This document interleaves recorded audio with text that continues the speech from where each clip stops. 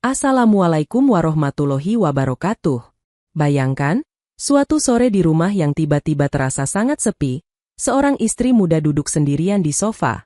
Suami dan ibu mertuanya baru saja berangkat ke luar kota, katanya menghadiri pesta pernikahan keluarga.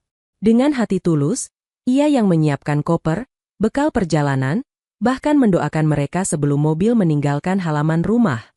Saat lelah, ia iseng membuka ponsel, melihat story dari adik iparnya. Jarinya menyentuh satu video, layar menampilkan pelaminan mewah, musik pelan mengalun, kamera mendekat pada sepasang pengantin. Dan ketika wajah mempelai pria itu terlihat jelas, jantungnya serasa berhenti, karena ia sangat mengenali senyum itu. Di barisan tamu, ibu mertuanya tampak duduk tersenyum bangga, seolah semua ini sudah direncanakan lama tanpa sedikit pun memikirkan hatinya. Ternyata, sahabatku semua, sebelum kita mulai cerita hari ini, silakan tuliskan di kolom komentar, kalian menonton dari kota mana? Semoga setiap yang menekan tombol subscribe di channel ini, Allah mudahkan langkahnya, lapangkan rezekinya, sehatkan tubuhnya, dan kabulkan segala hajat dunia akhirat. Amin ya rabbal alamin. Sekarang mari kita mulai ceritanya. Pagi di rumah itu selalu datang bersama suara langkah tumit tinggi di lantai marmer. Sasmira Dahayu keluar dari kamar utama dengan jubah tidur yang masih rapi, rambut disanggul, wajah sudah tersapu krim malam yang mahal.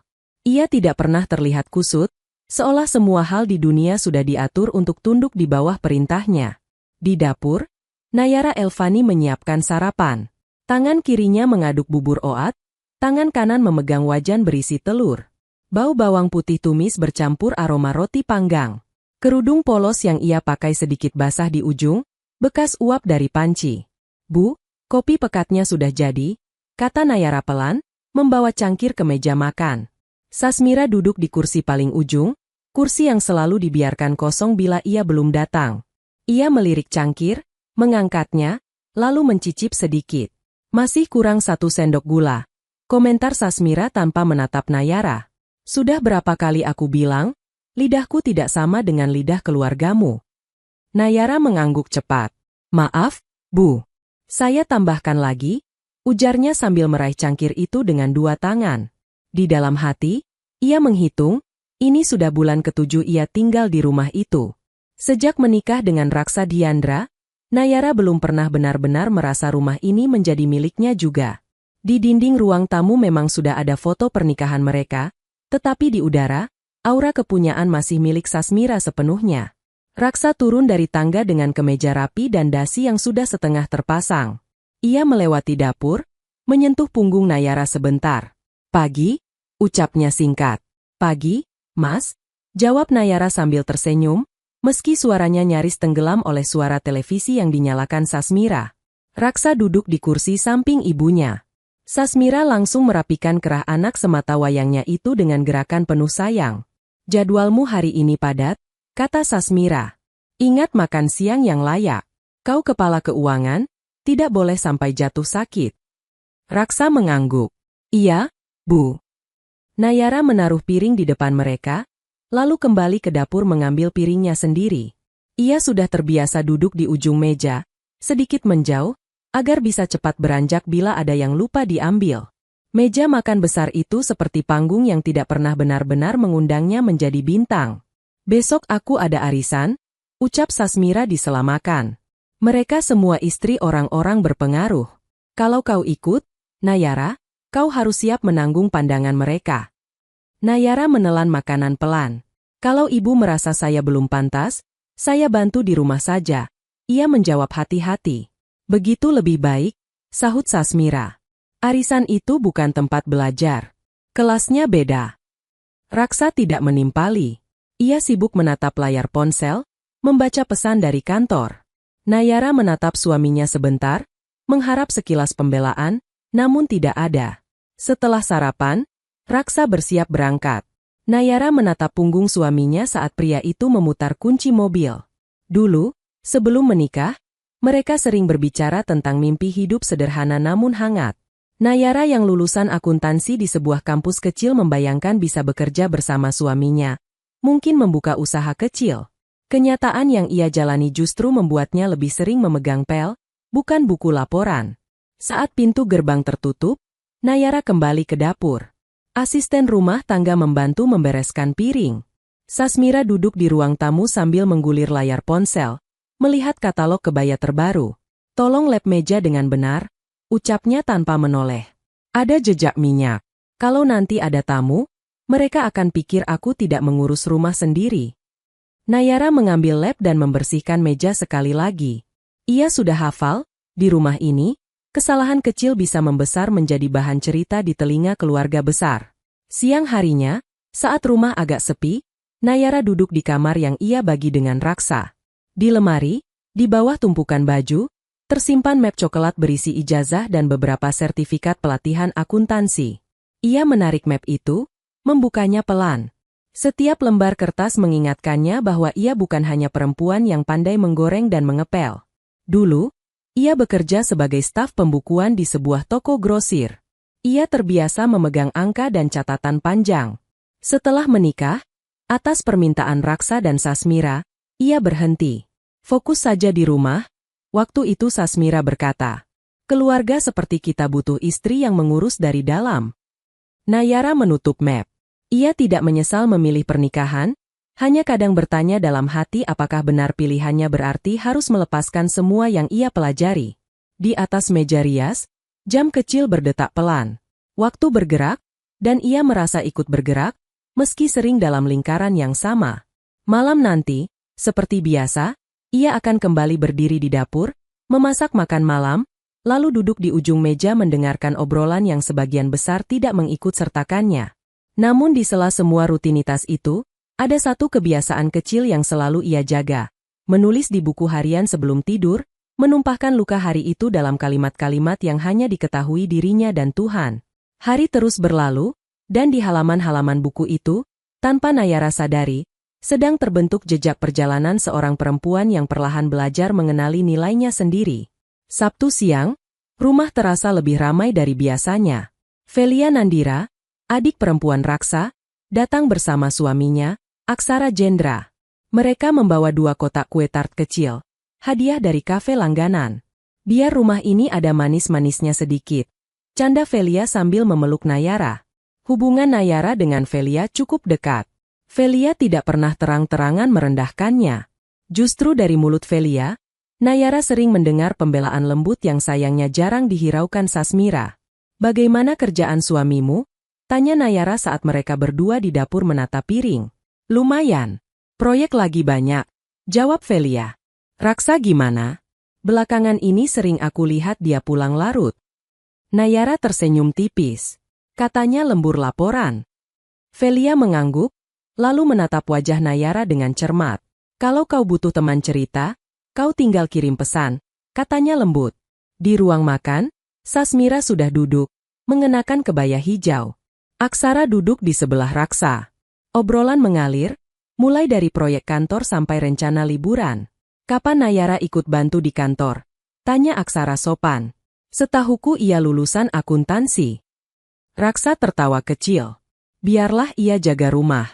Aku sudah cukup pusing dengan angka di kantor. Di rumah aku ingin tenang, jawabnya. Sasmira menimpali cepat. Lagi pula, kantor Raksa itu besar. Tidak sembarang orang bisa menyesuaikan. Nayara akan kewalahan.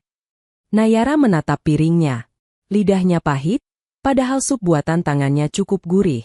Velia meliriknya sekilas, seolah ingin menguatkan tanpa kata. Setelah makanan utama, Sasmira membuka topik lain yang sudah lama ia simpan.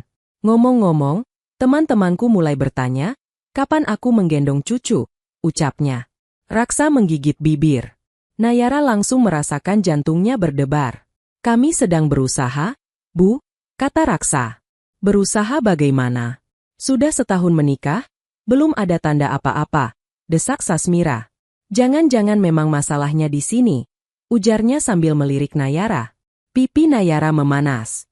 Ia ingat hasil konsultasi dengan dokter kandungan beberapa bulan lalu. Dokter bilang rahimnya sehat. Dokter juga menyarankan agar Raksa melakukan pemeriksaan, tetapi Raksa menolak dengan alasan malu. Dokter bilang semuanya butuh waktu. Nayara mencoba menanggapi pelan. Dokter mana yang kau datangi? Di rumah sakit kampung, sindir Sasmira. Kalau perlu, aku ajak kau ke klinik yang biasa dipakai teman-temanku. Jangan sampai kita terlambat tahu kalau ada yang tidak beres. Velia menyela halus. Bu, mungkin Nayara dan Raksa butuh ruang. Banyak pasangan juga baru dikaruniai anak setelah beberapa tahun. Sasmira mengibaskan tangan. Kau jangan membela terus. Kau sudah punya anak, jadi tidak tahu rasanya menunggu cucu. Kata-kata itu melayang seperti pisau. Nayara mencoba tetap duduk tegak. Ia meneguk air putih, berharap tenggorokannya tidak tersendat. Aksara menunduk, tidak ingin memperkeruh suasana. Kalau memang menurut ibu saya ada kekurangan pada diri saya mohon maaf, ucap Nayara lirih. Saya akan berusaha lebih baik. Yang perlu kau usahakan bukan hanya masakan, balas Sasmira. Tubuhmu juga. Meja makan seketika terasa sempit. Suara sendok yang menyentuh piring terdengar terlalu nyaring. Raksa menghela napas dalam. Bu, tolong jangan dibahas terus, katanya. Nayara bisa sedih. Kalau sedih, berarti dia punya hati. Bagus, jawab Sasmira sinis. Setelah makan, Nayara membersihkan meja sambil menahan air mata. Velia menyusul ke dapur, memeluknya dari samping. Maafkan ibu, bisik Velia. Mulutnya kadang tidak dijaga. Nayara menggeleng. Bukan salah Velia, katanya. Saya hanya berharap suatu hari ibu melihat saya bukan dari apa yang saya belum punya. Malamnya, setelah semua tamu pulang, Nayara duduk di meja kecil di kamar. Di hadapannya terbuka buku harian dengan halaman baru. Ia menulis, tangan sedikit bergetar. Ia mencatat tanggal, menuliskan kata-kata Sasmira yang paling menyakitkan hari itu, lalu menuliskan doa di bawahnya. Ya Allah, kalau memang engkau belum memberi kami anak, aku ridha. Jangan jadikan aku membenci tubuhku sendiri karena ucapan orang. Setelah menutup buku, ia memejamkan mata lama. Di sela sesak di dada, ada perasaan lain yang muncul. Sekecil titik, namun nyata. Perasaan ingin menjaga dirinya dari luka yang kian hari kian dalam. Ia belum tahu bagaimana, tetapi ia mulai peka bahwa diamnya tidak boleh selamanya berarti pasrah. Beberapa minggu setelah pertengkaran halus di meja makan, Sasmira memanggil Nayara ke ruang kerja kecil di lantai atas. Ruangan itu didominasi lemari berisi berkas dan map, warisan kebiasaan almarhum suami Sasmira yang dulu mengurus banyak proyek. Nayara, duduk, kata Sasmira, menunjuk kursi di depan meja. Nayara duduk dengan punggung tegak. Di meja, ia melihat beberapa dokumen sudah disusun rapi. Keluarga kita ingin mengajukan kredit lagi, jelas Sasmira. Raksa mendapat tawaran investasi di proyek baru. Bank meminta jaminan tambahan dan menilai rekam keuangan semua anggota keluarga. Nayara mengangguk pelan. Apa yang bisa saya bantu, Bu? Sasmira menyunggingkan senyum tipis. Bank sangat tertarik pada data keuanganmu. Rekeningmu bersih. Tidak ada hutang kartu kredit, tidak ada cicilan. Mereka bilang, kalau sebagian aset atas namamu, penilaian mereka menjadi lebih baik. Nayara tercenung. Atas nama saya? Ya, sahut Sasmira cepat. Sertifikat rumah ini dan satu deposito baru akan dibuat dengan namamu sebagai pemilik utama. Raksa sebagai pihak kedua. Kau tinggal tanda tangan. Nayara menatap dokumen di hadapannya. Di sana tertulis namanya dengan huruf tebal. Rasanya aneh melihat namanya terkait rumah besar yang selama ini ia anggap hanya milik mertua. Kenapa tidak memakai nama ibu saja? Tanya Nayara hati-hati. Sasmira menghela napas, seperti bosan menjelaskan hal yang baginya sederhana. Nama dan usiaku sudah cukup tinggi. Bank lebih menyukai pemilik usia produktif dengan riwayat bersih. Kau memenuhi syarat itu. Lagi pula, siapa yang tinggal di rumah ini? Bukankah kau juga? Jadi wajar kalau namamu tercatat di sertifikat. Penjelasan itu secara logika masuk akal. Namun ada sesuatu yang membuat Nayara ragu sekejap. Ia teringat bagaimana di meja makan, keberadaannya sering dianggap tidak selevel.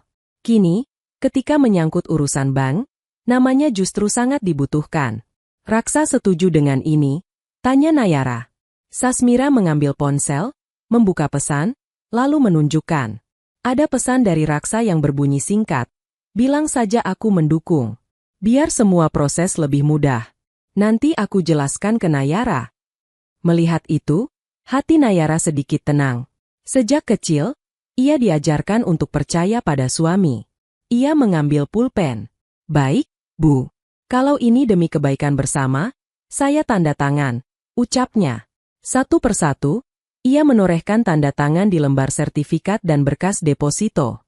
Setiap goresan tinta meninggalkan jejak legal yang kuat, meski saat itu ia belum benar-benar menyadari kekuatan itu.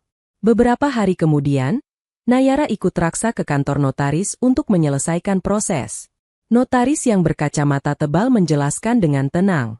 Rumah ini akan tercatat atas nama Ibu Nayara sebagai pemilik utama.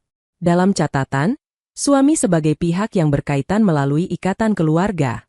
Artinya, dalam banyak urusan, Ibu Nayara punya hak besar atas keputusan, terang notaris. Nayara mengangguk, mengulang kata hak besar dalam benaknya. Raksa menepuk bahunya. Tidak usah tegang, katanya. Ini hanya formalitas. Toh kita suami istri. Apapun milikmu, milikku juga. Ucapan itu membuat Nayara tersenyum tipis. Ia ingin percaya bahwa kebersamaan mereka akan selalu menjadikan kalimat itu nyata. Namun di sudut pikirannya yang lain, naluri akuntannya berbisik bahwa di atas kertas, tiap nama punya tanggung jawab dan kekuasaan sendiri. Ketika sertifikat jadi, notaris memberikan satu salinan untuk disimpan Nayara. Di rumah, Nayara menaruh berkas itu di map terpisah, menyelipkannya di bagian paling dalam lemari. Ia menuliskan satu catatan kecil di buku hariannya malam itu. Hari ini, namaku resmi tertulis di rumah tempat aku sering merasa seperti tamu. Mungkin ini cara Tuhan mengingatkanku bahwa diriku juga bagian dari rumah ini. Sejak hari itu, setiap kali Sasmira mengeluarkan komentar pedas, ada sesuatu yang membuat Nayara mampu menahan diri sedikit lebih kuat. Ia tahu, tanpa perlu mengucap kata keras, ada satu hal yang membuatnya tidak sepenuhnya tak berdaya. Serangkaian huruf pada sertifikat yang menyebut namanya lebih dulu. Di luar, hujan turun pelan. Nayara menatap jendela kamar yang berkabut. Ia tidak tahu bahwa nama di atas kertas itu kelak akan menjadi pelindung terbesar ketika badai yang lebih dahsyat datang.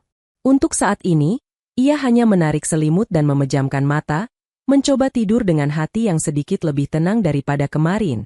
Hari-hari setelah percakapan di ruang kerja terasa berjalan seperti biasa di mata orang luar, namun di dalam hati Nayara ada sesuatu yang berubah. Ia kini menyapu lantai dan memasak makanan dengan kesadaran baru bahwa namanya tertulis di balik tembok-tembok rumah itu. Meski begitu, ucapan di meja makan tidak ikut melunak. Suatu sore, Sasmira mengundang beberapa sahabat lama. Mereka adalah perempuan-perempuan yang selalu tampil wangi dan rapi, membawa tas mahal dan senyum yang sedikit terlalu terlatih. Nayara menyiapkan hidangan, membawakan teh dan kue. Ini menantuku, kata Sasmira dengan nada yang sulit ditebak. Masih belajar menyesuaikan diri. Salah satu tamu memandang Nayara dari ujung kepala sampai ujung kaki. Masih muda ya? Sudah hamil? Tanyanya. Belum sempat Nayara menjawab, Sasmira menyambut. Belum. Doakan saja. Kami menunggu. Kalimat itu diikuti tawa pelan yang bagi Nayara terdengar seperti sorakan jarak jauh. Saat Nayara kembali ke dapur, ia mendengar salah satu tamu berbisik. Sayang sekali, anakmu tampan dan mapan, menantunya biasa saja dan belum juga memberi cucu. Sasmira tidak membantah. Ya begitulah. Tapi apa boleh buat, sudah terlanjur, ucapnya. Kata terlanjur menggema di telinga Nayara. Seolah dirinya adalah kesalahan yang tidak bisa dibetulkan. Ia berdiri memegang nampan kosong, menatap ubin yang berkilap. Dalam hati, ia berbicara pada dirinya sendiri, bahwa nilai seseorang tidak diukur dari gaun dan rahimnya saja. Namun suara lain menyela, mengingatkan berulang kali bahwa ia tinggal di rumah yang tidak pernah benar-benar menerimanya. Malam itu, Raksa pulang lebih larut dari biasa. Jasnya berbau parfum berbeda, lebih kuat dan asing. Nayara membuka pintu, menyambut dengan senyum lelah. Maaf, rapat molor, kata Raksa sambil melepaskan dasi. Mas sudah makan? Tanya Nayara. Sudah di kantor. Tidak usah repot, jawabnya sambil menaruh tas di sofa. Nayara duduk di seberang, merapikan rambut yang sedikit keluar dari kerudung. Mas, ibu tadi cerita soal tamu yang bertanya anak. Aku merasa kecil sekali di depan mereka, ujarnya pelan. Raksa menghela napas. Nay, jangan terlalu bawa perasaan. Ibu memang begitu. Telingamu jangan disetel terlalu peka terhadap setiap kalimat. Fokus saja pada hal-hal yang bisa kau kontrol, katanya. Yang bisa aku kontrol hanya dapur dan lantai. Mas, balas Nayara lirih. Selain itu, semua milik ibu dan mas. Raksa menatapnya beberapa detik, lalu memalingkan wajah. Jangan berkata begitu. Kau istriku. Aku bekerja juga untuk kita, ucapnya singkat. Jawaban itu seharusnya menenangkan, tetapi bagi Nayara terdengar seperti kalimat hafalan. Ia memilih diam. Dalam diam itulah luka-luka kecil mengendap, menumpuk seperti pasir di dasar sungai. Tidak terlihat dari permukaan, namun membuat arus di dalam menjadi berat. Di malam lain, ketika hujan turun dan suara petir mengguntur, Nayara duduk sendirian di kamar. Raksa mengabari pulang larut lagi. Sasmira mengeluh di ruang tamu pada Velia melalui telepon tentang menantu yang tidak kunjung hamil. Nayara mendengar dari balik pintu, tetapi kali ini ia tidak menangis. Ia membuka laptop, memeriksa laporan kecil usaha sampingan yang diam-diam ia jalankan. Ia menjual bahan makanan kering secara daring, memakai jaringan pelanggan dari tempat ia dulu bekerja. Nilainya belum besar, namun cukup untuk memberi rasa bahwa ia masih bisa berdiri di atas kakinya sendiri. Setiap angka keuntungan ia catat dengan teliti, lalu sebagian disimpan di rekening pribadi yang tidak pernah ia bicarakan dengan siapapun, bahkan dengan Raksa. Bukan karena ingin menyembunyikan, tetapi karena ini satu-satunya ruang yang betul-betul miliknya. Di tengah rumah besar dengan lampu kristal dan suara langkah mertua, Nayara menemukan sedikit kebebasan dalam kolom-kolom angka yang ia susun sendiri. Sebelum tidur, ia menulis di buku harian. Hari-hari ini aku belajar bahwa diam bukan berarti tidak merasa. Di balik setiap senyumku, ada luka yang kutaruh di tangan Tuhan. Entah akan menjadi apa nanti, yang pasti aku harus tetap waras untuk menjaganya. Musim panas datang dengan udara yang lebih gerah. Di kantor, Raksa mendapat proyek baru yang melibatkan perjalanan ke beberapa kota. Nama yang sering muncul dalam ceritanya belakangan adalah Kalisa Aurani, sekretaris baru yang katanya cekatan dan paham selera klien. Kalisa itu cepat belajar, ujar Raksa suatu malam sambil membuka laptop di meja makan. Aku tidak perlu mengulang instruksi. Sasmira langsung merespons. Syukurlah. Sekarang banyak anak muda yang cuma pandai bersuah foto. Bagus kalau di kantormu masih ada yang pintar.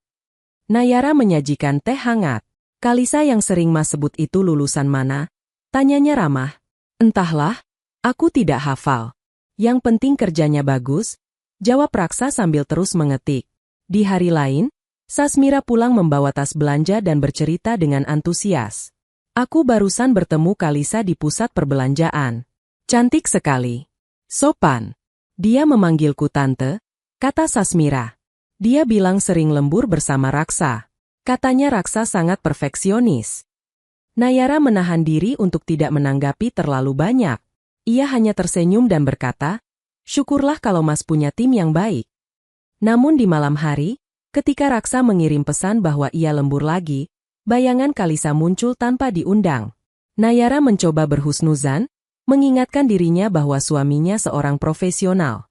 Namun kalimat-kalimat Sasmira yang selalu memuji Kalisa seperti minyak yang disiram ke api kecil di sudut hati. Suatu akhir pekan, Raksa mengajak Nayara ke acara kantor. Ini cuma makan malam santai. Aku ingin kau kenal beberapa rekan, katanya. Nayara gembira. Ia mengeluarkan gaun sederhana terbaik yang ia punya. Di depan cermin, ia merapikan kerudung, berusaha menutupi kegugupan dalam senyum. Di restoran, lampu temaram dan musik lembut mengisi ruangan. Raksa menggenggam tangan Nayara sebentar saat memperkenalkannya kepada beberapa kolega. Lalu, suara seorang perempuan terdengar.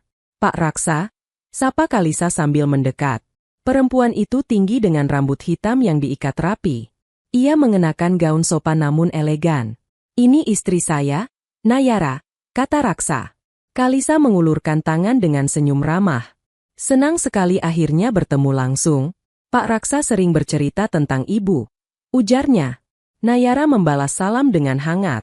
Semoga yang diceritakan hal baik, katanya. Kalisa tertawa kecil. Tentu saja. Sepanjang acara, Nayara memperhatikan. Kalisa tampak profesional, tidak berlebihan. Namun tatapan beberapa rekan kerja ketika melihat kedekatan Raksa dan Kalisa menimbulkan rasa tidak nyaman. Ada candaan ringan tentang pasangan kompak di kantor yang direspons dengan tawa canggung.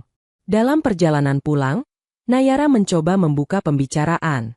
Kalisa tampaknya dekat sekali dengan Mas, ucapnya. Raksa mengangkat bahu. Wajar. Ia sekretaris. Ia yang mengatur jadwalku, rapat, dan perjalanan dinas. Tanpa Kalisa, aku bisa kacau, jawabnya. Semoga kedekatan itu selalu dalam batas yang tepat, kata Nayara pelan. Raksa menoleh sebentar. Kau mulai curiga, tanyanya. Aku hanya manusia, Mas, balas Nayara. Aku percaya, tetapi tetap butuh penjelasan sesekali. Raksa tidak menjawab lagi. Ia menyalakan radio, membiarkan musik mengisi jeda di antara mereka. Saat itu, Nayara belum memegang bukti apa-apa. Hanya firasat halus yang berbisik bahwa jarak antara profesional dan pribadi bisa menghilang ketika seseorang merasa berhak lebih. Firasat itu ia simpan, seperti ia menyimpan salinan sertifikat dan buku tabungan, menunggu saat di mana semua potongan cerita berkumpul. Beberapa bulan kemudian, Sasmira datang ke dapur dengan wajah cerah. Di tangannya ada undangan berwarna emas. Nayara, dengar kabar baik, katanya. Sepupu jauh dari pihak ayah Raksa akan menikah di kota seberang. Pestanya besar, banyak tokoh penting katanya. Nayara tersenyum. Alhamdulillah. Senang sekali mendengar kabar bahagia, ucapnya. Kita tentu akan hadir. Ini kesempatan memperluas jaringan, lanjut Sasmira. Raksa sudah setuju. Malamnya, saat mereka bertiga duduk di ruang keluarga, topik itu kembali dibahas. Raksa menjelaskan bahwa acara akan berlangsung 3 hari, termasuk pengajian dan resepsi. Aku ingin kita tampil rapi, kata Raksa. Ibu tentu jadi pusat perhatian karena merupakan salah satu keluarga yang tinggal di kota besar. Nayara merasa harapan kecil tumbuh. Ia membayangkan bisa ikut, mengenal kerabat baru, dan untuk sekali waktu berdiri di samping suami di hadapan keluarga besar tanpa merasa disembunyikan. Mas, kalau aku ikut, aku harus siapkan baju dari sekarang, katanya.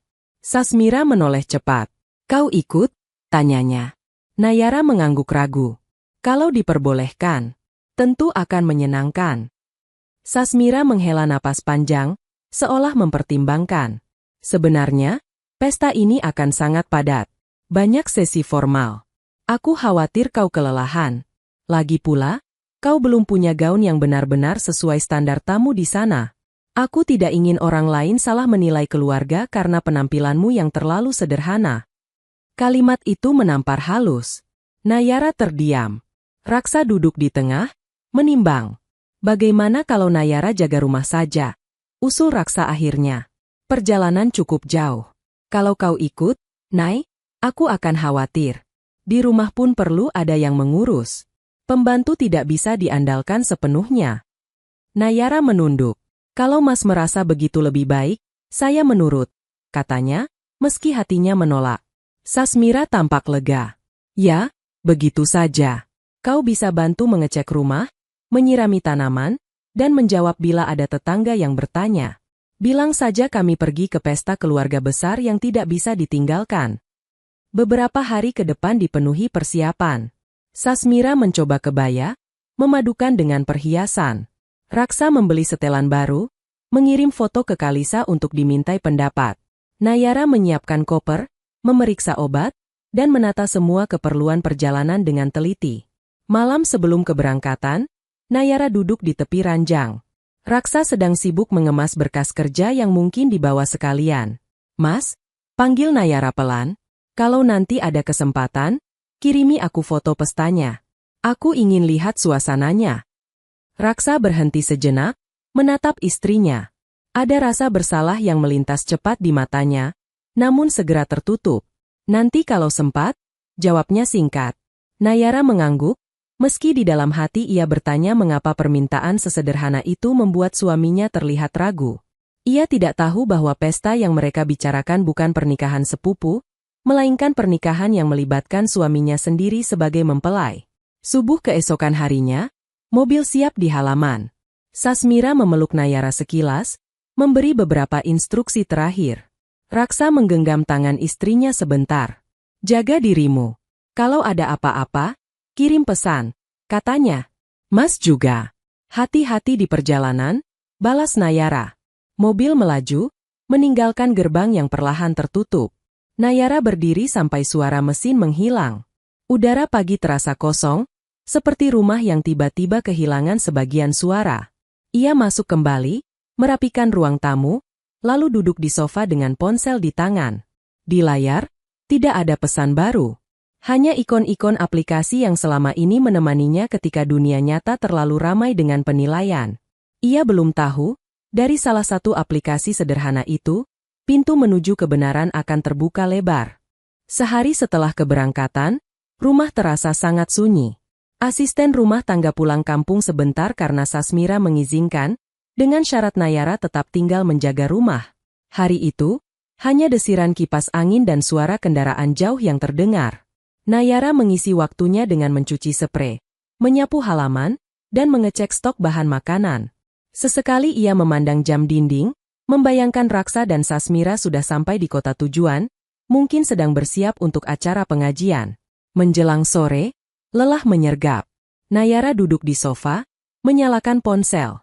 Ia membuka aplikasi pesan dan melihat daftar cerita singkat yang baru. Di antara nama-nama yang muncul, ada nama Velia Nandira. "Velia ikut juga?" gumam Nayara. Ia tersenyum kecil, membayangkan keriuhan keluarga besar di sana. Ia menyentuh ikon cerita. Layar berubah, menampilkan video dengan durasi beberapa detik. Musik lembut mengalun. Kamera bergerak melewati deretan tamu menuju sebuah panggung dengan pelaminan megah, dipenuhi bunga putih dan lampu berkilap. Di tengah pelaminan, berdiri sepasang pengantin. Mempelai perempuan memakai gaun putih dengan kerudung panjang, wajahnya tersenyum malu-malu. Mempelai pria mengenakan setelan hitam rapi, dasi perak di lehernya. Nayara mengira ini sepupu yang dimaksud. Namun ketika kamera mendekat dan fokus pada wajah mempelai pria, napas Nayara seketika tertahan. Rahang itu, bentuk mata itu, cara tersenyum tipis di ujung bibir. Tidak mungkin salah. Itu Raksa. Ponsel di tangannya bergetar, bukan karena notifikasi, tapi karena telapak tangannya menggigil. Ia menekan jeda, mundur beberapa detik, lalu memutar lagi. Kali ini ia menatap lebih saksama, berharap ada kesalahan penglihatan. Namun hasilnya sama. Nama akun Velia muncul di sudut layar. Di bagian bawah, ada tulisan kecil yang sengaja ia buat mencolok. Akhirnya rahasia besar keluarga terungkap juga, selamat untuk Kak Raksa dan Mbak Kalisa. Rasanya lantai di bawah kaki Nayara menghilang. Ia menutup mulut dengan tangan, mencegah suara keluar. Air mata jatuh tanpa bisa ditahan.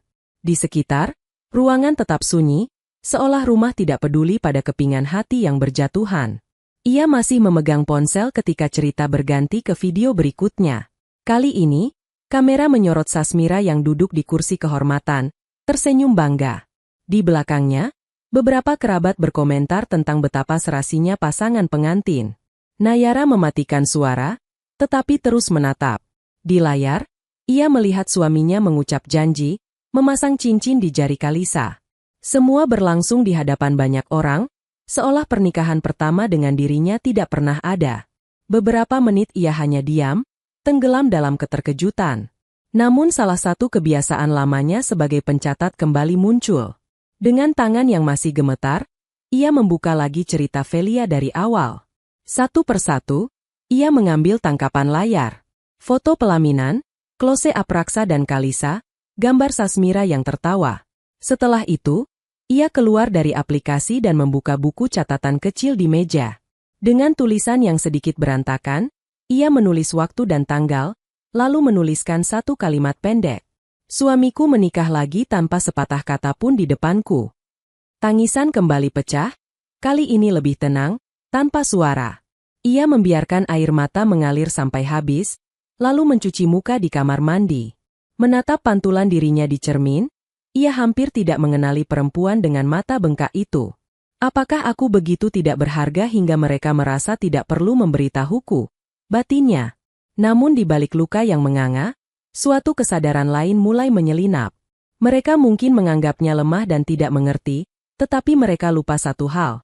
Namanya tertulis di hampir semua aset yang mereka banggakan. Nayara menarik napas panjang. Ia duduk di ujung ranjang, menatap map coklat di lemari.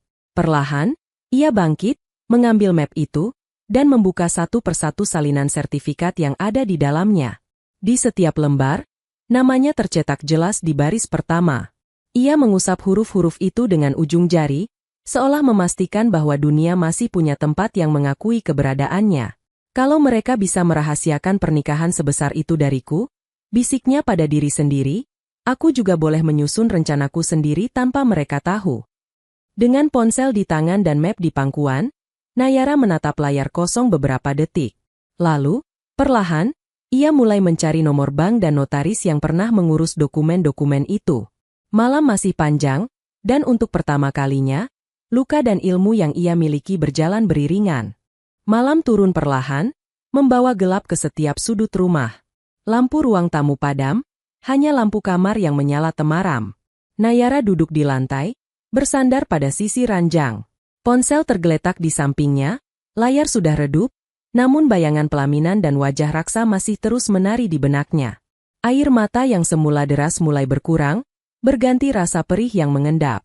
Tangis yang terlalu lama membuat kepala berdenyut. Ia menarik napas panjang, memejamkan mata, dan untuk pertama kalinya mengizinkan dirinya mengucap kalimat yang sebelumnya masih ia tolak. Suamiku menikah lagi tanpa sepengetahuanku, bisiknya pelan. Mengucapkannya membuat luka terasa nyata, tetapi juga memberi bentuk. Dengan begitu, ia tahu apa yang sedang dihadapinya, bukan hanya kecurigaan tanpa bukti. Ia meraih sajadah yang terlipat di sudut kamar. Dengan langkah berat, ia berdiri, berwudhu, lalu menunaikan sholat malam. Di setiap sujud, air mata kembali jatuh, bercampur dengan permohonan yang terurai. Ya Allah, lirihnya, aku tidak kuat jika harus menghadapi ini sendiri. Aku mohon Engkau tunjukkan jalan agar aku bisa menjaga diriku tanpa melanggar batas yang Engkau ridai. Selesai sholat, Nayara duduk tenang. Suasana kamar menjadi sedikit lebih lapang. Ia meraih buku harian, menulis beberapa baris lagi, kali ini tidak hanya keluhan, tetapi juga catatan tentang langkah yang terlintas di hati. Ia mengingat pelajaran dosen akuntansi dulu tentang posisi pemilik di atas kertas. Ia teringat bagaimana notaris menjelaskan bahwa namanya sebagai pemilik utama memberi hak besar dalam banyak keputusan. Ia teringat Sasmira yang dengan ringan berkata bahwa semua ini hanya formalitas. Sementara kini formalitas itulah yang menjadi pegangan. Nayara mengambil map coklat dan membuka salinan sertifikat, lalu menumpuknya di atas meja kecil. Di samping tumpukan itu, ia menaruh ponsel yang berisi bukti video pernikahan raksa. Dua jenis dokumen berbeda, tetapi saling melengkapi. Satu menunjukkan pengkhianatan, satu menunjukkan kedudukannya. Sebelum tidur, ia menghubungi ibunya di desa. Suaranya ia usahakan tetap stabil. Bu, katanya pelan, kalau nanti aku harus pulang untuk beberapa waktu, rumah masih terbuka untukku. Ibunya terdiam sejenak di ujung telepon, seolah menyadari ada sesuatu yang berat di balik pertanyaan sederhana itu. Rumah ini tidak pernah tertutup untukmu, Nak, jawab sang ibu. Apapun yang terjadi, kau tetap anakku. Kata-kata itu menjadi selimut tambahan malam itu. Nayara memejamkan mata dengan map di samping bantal. Dalam hati, ia memutuskan bahwa ketika matahari terbit, ia tidak akan hanya menjadi istri yang ditinggalkan tanpa daya. Ia akan menjadi perempuan yang menjaga dirinya dengan cara yang ia kuasai, melalui angka, tulisan, dan keberanian untuk berkata cukup. Pagi berikutnya, mata Nayara masih sembab, namun ia sudah berpakaian rapi. Kerudung coklat muda membingkai wajahnya, blus panjang berwarna lembut menutupi tubuh yang sedikit gemetar. Ia mengambil dompet, ponsel, dan map berisi salinan dokumen, lalu mengunci pintu rumah. Di perjalanan menuju bank, ia duduk di kursi taksi sambil menatap keluar. Gedung-gedung tinggi berderet, seolah tidak peduli pada satu hati yang sedang retak. Supir taksi mencoba mengajak mengobrol, namun Nayara hanya menjawab seperlunya. Di kepalanya, Ia mengulang kalimat yang akan ia sampaikan kepada petugas bank. Ruang tunggu bank ramai, namun sejuk. Nayara mengambil nomor antrean, kemudian duduk sambil meremas ujung map. Ketika nomornya dipanggil, ia berdiri dan melangkah ke meja petugas, seorang perempuan berkerudung yang tersenyum sopan. "Selamat pagi, Ibu. Ada yang bisa kami bantu?" tanya petugas. Nayara mengatur napas. "Saya Nayara Elvani," ujarnya. "Saya pemilik utama beberapa rekening dan produk di bank ini. Hari ini saya ingin berkonsultasi tentang pengaturan ulang akses transaksi." Petugas mengetik sesuatu di komputernya, lalu mengangguk. "Benar, Ibu tercatat sebagai pemilik utama untuk 1 rekening tabungan utama, 1 deposito, dan 1 fasilitas kartu. Ada juga rekening bersama dengan suami atas nama Raksa Diandra," jelasnya. Nayara mengeluarkan kartu identitas dan beberapa salinan. "Saya ingin membatasi akses bebas ke rekening bersama dan fasilitas kartu yang selama ini digunakan suami," katanya. "Untuk sementara, segala penarikan di atas jumlah tertentu hanya boleh dilakukan dengan persetujuan langsung saya sebagai pemilik utama." Petugas menatapnya, matanya menunjukkan sedikit keheranan. "Apakah ada masalah tertentu, Bu?" tanyanya hati-hati. Nayara menahan napas sejenak sebelum menjawab. "Saya sedang dalam proses mempertimbangkan langkah hukum terkait rumah tangga. Untuk menjaga keamanan keuangan, saya ingin memastikan tidak ada transaksi besar tanpa sepengetahuan saya. Semua dana yang ada di rekening ini sebagian berasal dari warisan keluarga saya," ujarnya. Penjelasan itu cukup. Petugas mengangguk dengan empati yang tidak berlebihan. "Baik, Bu. Berdasarkan peraturan, permintaan seperti ini memungkinkan selama pemilik utama yang datang langsung. Ibu perlu mengisi beberapa formulir dan menandatangani surat pernyataan. Kami juga akan mencatat bahwa setiap transaksi di atas jumlah tertentu wajib menggunakan verifikasi tambahan." Nayara menghabiskan waktu hampir 1 jam di meja itu. Ia membaca setiap kalimat dengan saksama sebelum membubuhkan tanda tangan. Petugas menjelaskan bahwa kartu yang biasa dipakai Raksa nantinya akan terbatas fungsinya, dan pesan pemberitahuan akan dikirim ke ponsel Nayara untuk setiap aktivitas penting. Sebelum pergi, petugas bank berkata pelan, "Keputusan Ibu sangat bijak. Lebih baik menjaga daripada menyesal saat sudah terlambat." Di luar bank, langit mulai mendung. Nayara berdiri di trotoar, memeluk map di dada. Langkah kecil itu mungkin tampak dingin bagi orang luar, tetapi ia tahu bahwa di balik setiap tanda tangan ada air mata yang sudah ia keringkan malam sebelumnya. Dalam perjalanan pulang, ia membuka ponsel dan melihat pesan dari Raksa yang dikirim pagi tadi. Hanya berisi kalimat singkat bahwa acara pengajian berjalan lancar, tanpa foto, tanpa sapaan hangat. Nayara menatap pesan itu lama, lalu menyimpannya tanpa membalas.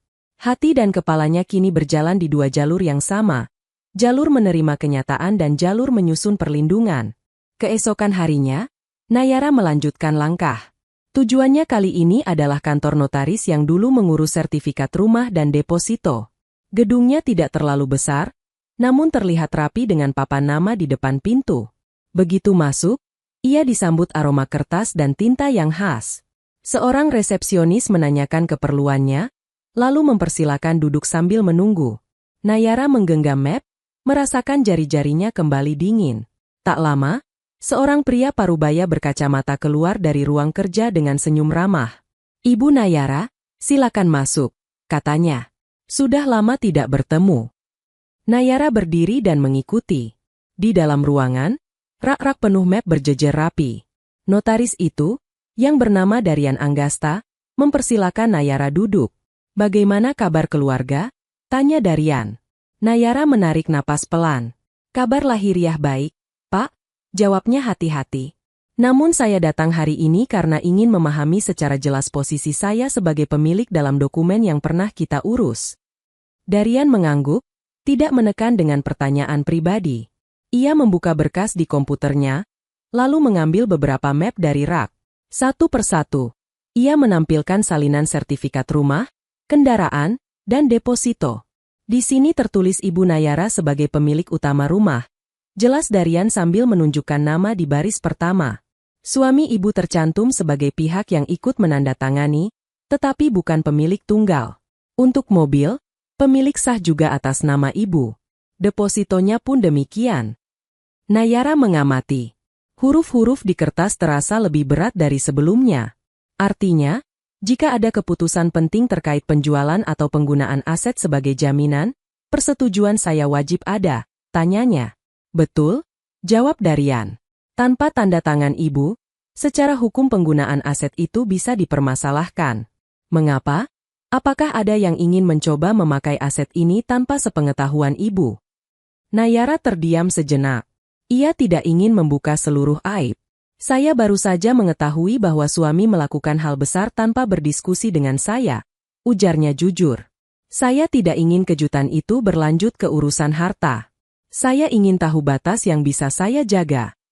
Darian menatapnya dengan sorot mata yang penuh pengertian.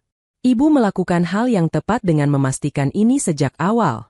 Banyak orang datang setelah masalah membesar.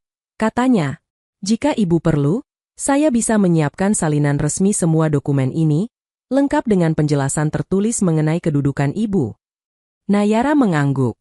Saya ingin itu, Pak. Saya ingin punya pegangan yang jelas. Sambil menunggu salinan dicetak, Nayara memandang jendela kecil di ruangan itu. Di luar, orang-orang berlalu lalang dengan urusannya masing-masing.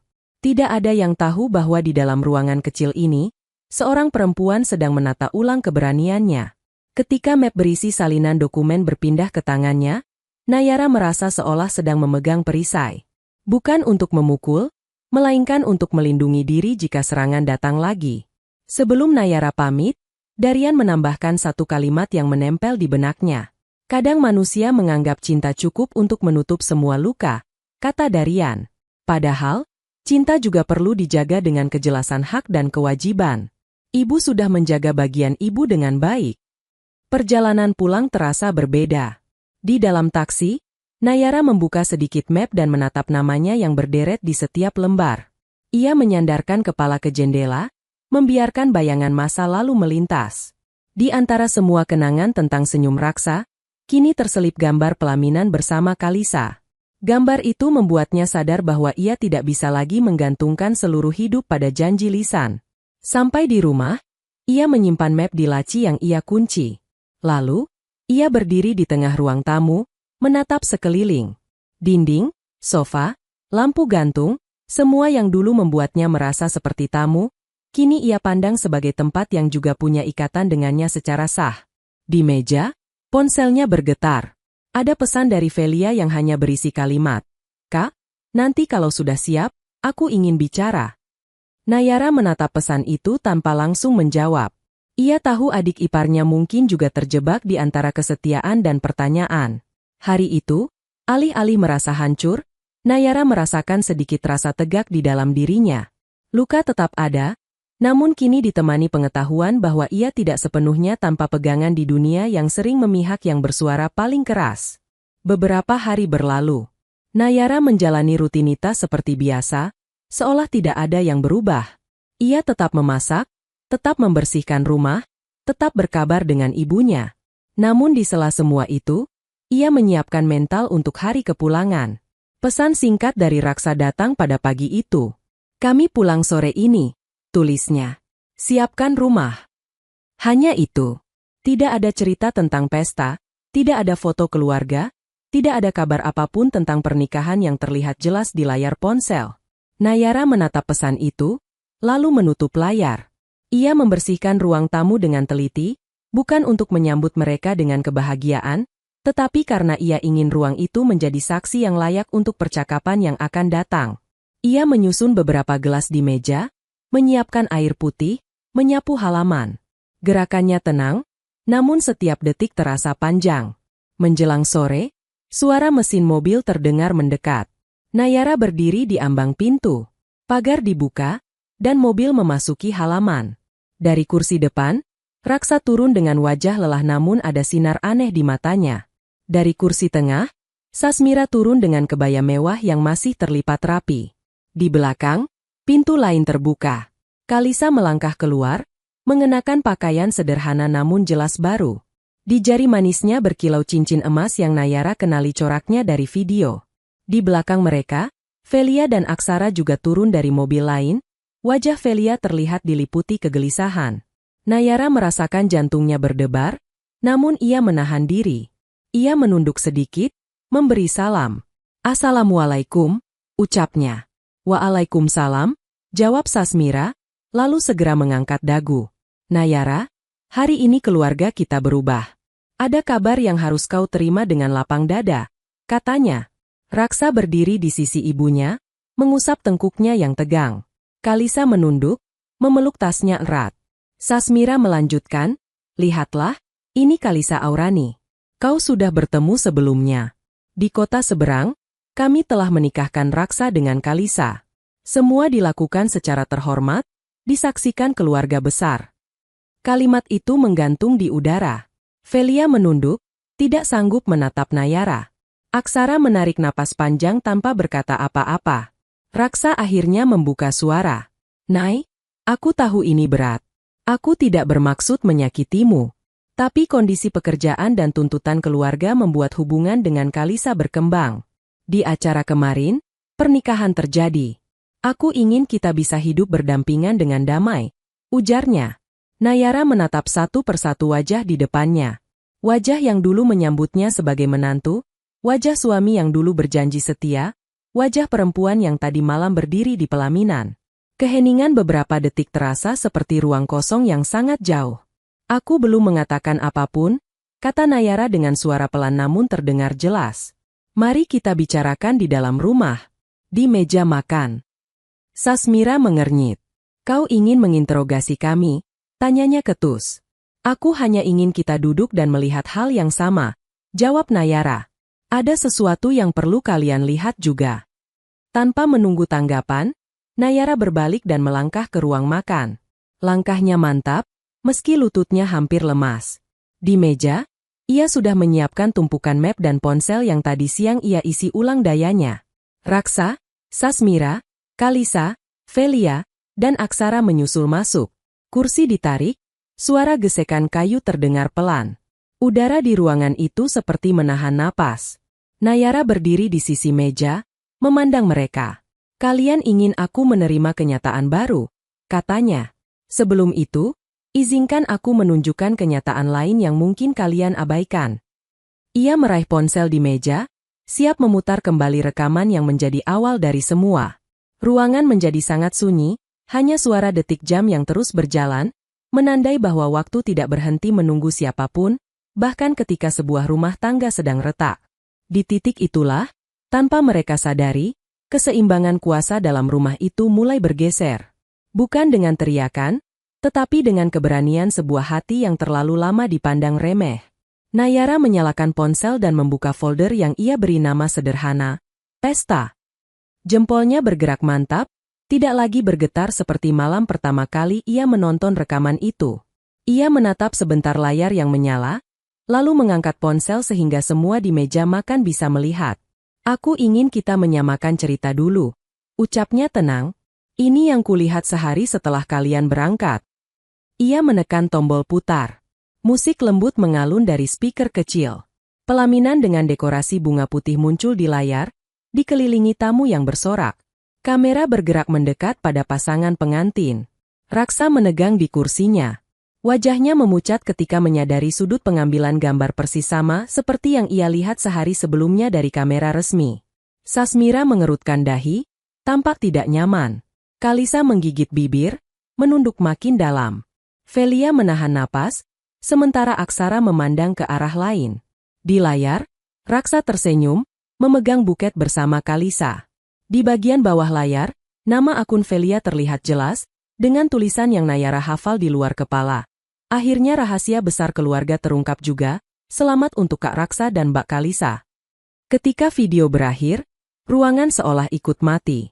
Nayara mematikan suara, namun tetap membuka layar sehingga gambar terakhir, Raksa dan Kalisa di pelaminan, terlihat jelas. "Ini yang kalian sebut pesta pernikahan sepupu," kata Nayara pelan. Raksa membuka mulut, lalu menutupnya lagi. Sasmira yang melompat lebih dulu. "Kami tidak bermaksud menipumu," kata Sasmira cepat. "Semua ini demi ketenangan. Kalau kami jujur dari awal, kau pasti membuat keributan. Padahal acara itu penting." Nayara menggeleng perlahan. Justru yang kalian lakukan ini lebih dari sekadar kebohongan kecil, ujarnya. Kalian tidak hanya menyembunyikan, kalian memindahkan aku dari posisi istri menjadi penonton tanpa izin. Kalisa akhirnya bersuara, suaranya sangat pelan. Mbak Nayara, saya diminta menjaga rahasia. Saya tahu salah, tapi semuanya sudah terjadi, katanya. Matanya berkaca-kaca. Nayara menatapnya sejenak. Ada kepedihan di sana, tetapi tidak ada lagi kejutan. Aku tidak akan membahasmu dulu, Kalisa. Kau punya bagiannya sendiri. Tapi hari ini, aku bicara sebagai istri yang namanya masih ada di buku nikah dan di lembar sertifikat rumah ini. Ia meletakkan ponsel, lalu menarik map besar ke tengah meja.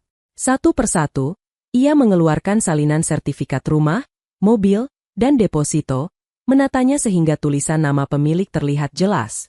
Ini rumah yang kita tinggali, kata Nayara sambil menunjuk tulisan di sertifikat. Di sini tertulis namaku sebagai pemilik utama. Suamiku tercantum sebagai pihak yang ikut menandatangani, bukan pemilik tunggal.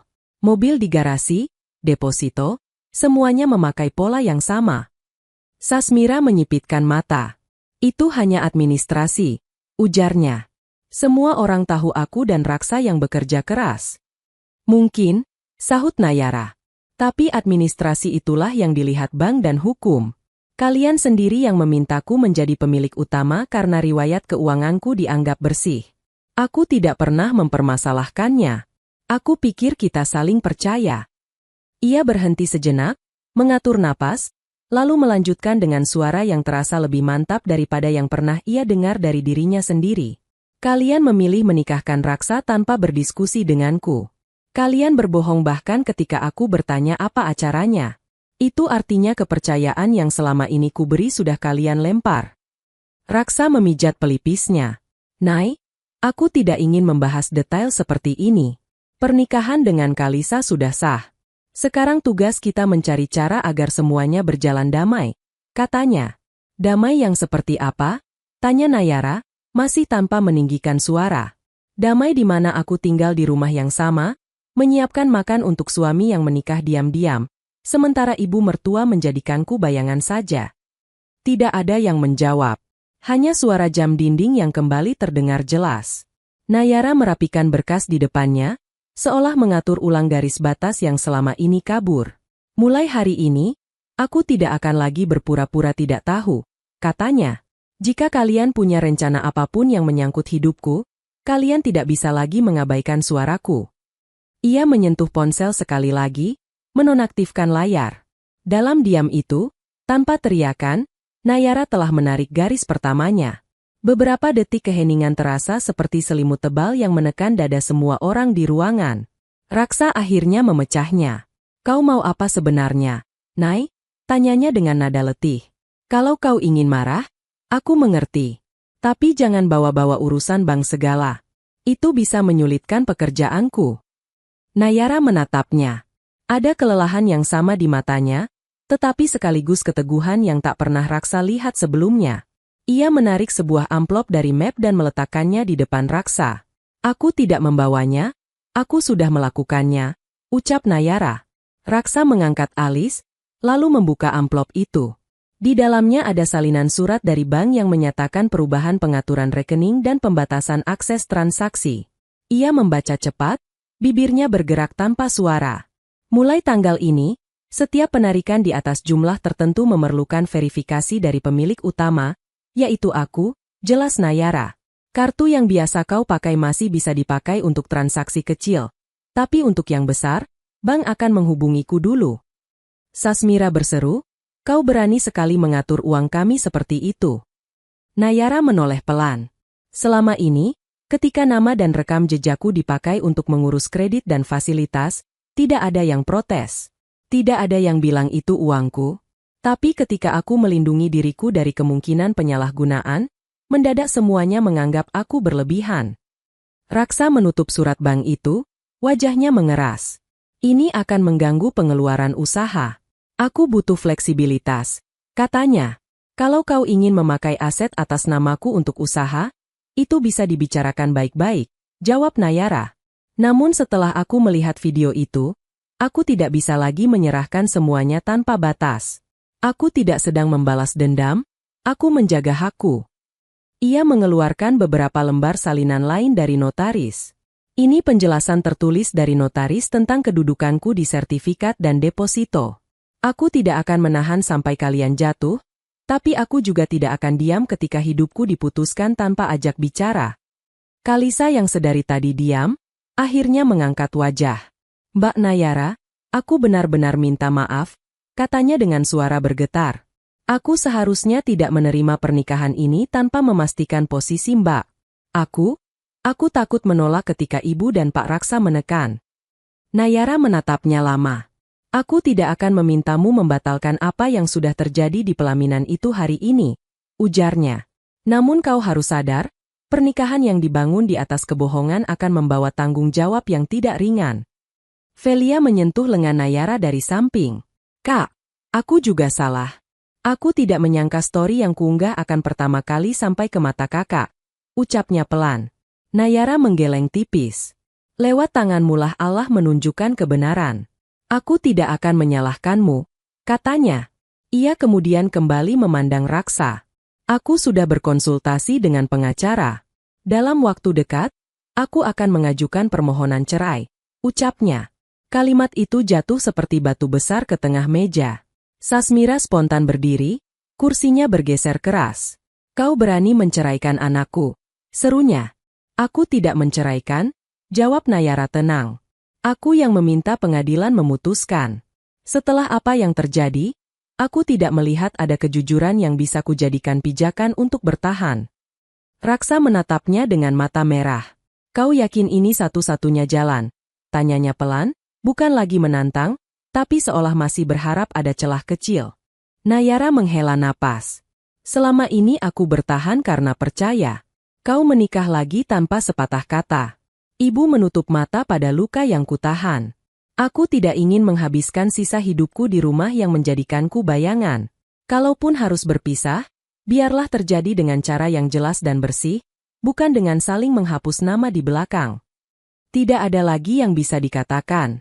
Sasmira duduk kembali dengan wajah pucat. Kalisa memeluk tasnya makin erat. Velia menunduk, sementara Aksara menatap Nayara dengan campuran hormat dan iba. Nayara merapikan berkas ke dalam map. Kalian masih boleh tinggal di rumah ini untuk sementara, sampai proses selesai, ujarnya. Aku tidak akan mengusir. Tapi sejak hari ini, aku yang menentukan setiap langkah terkait aset yang memakai namaku. Ia berdiri, mengangkat map ke dadanya. Aku akan pergi ke pengadilan agama pekan ini. Setelah itu, kita biarkan proses mengikuti aturannya. Tanpa menunggu jawaban, Nayara melangkah meninggalkan ruang makan. Di punggungnya tidak ada lagi lengkung perempuan yang selalu meminta dipahami. Yang terlihat hanyalah garis tegas seseorang yang memilih menjaga dirinya setelah sekian lama dijadikan objek keputusan orang lain. Proses di pengadilan tidak singkat. Nayara harus menjawab banyak pertanyaan, menyampaikan kronologi, dan menunjukkan bukti. Video pernikahan, salinan dokumen, serta keterangan dari pihak bank dan notaris menjadi bagian dari berkas perkara. Setiap kali duduk di ruang tunggu, ia merasakan jantungnya berdebar, namun entah bagaimana, ia selalu mampu mengatur napas dan menjawab dengan suara jelas ketika hakim bertanya. Raksa hadir di beberapa sidang, terkadang dengan wajah letih, terkadang dengan tatapan yang sulit diartikan. Kalisa jarang ikut, lebih banyak menunggu di luar atau di rumah keluarganya sendiri. Sasmira datang pada awal-awal saja, kemudian memilih mengutus kuasa hukum untuk mewakili. Hakim mendengarkan kedua sisi. Nayara menjelaskan bahwa ia tidak menolak konsep pernikahan kedua semata, namun yang ia persoalkan adalah cara pernikahan itu dilaksanakan.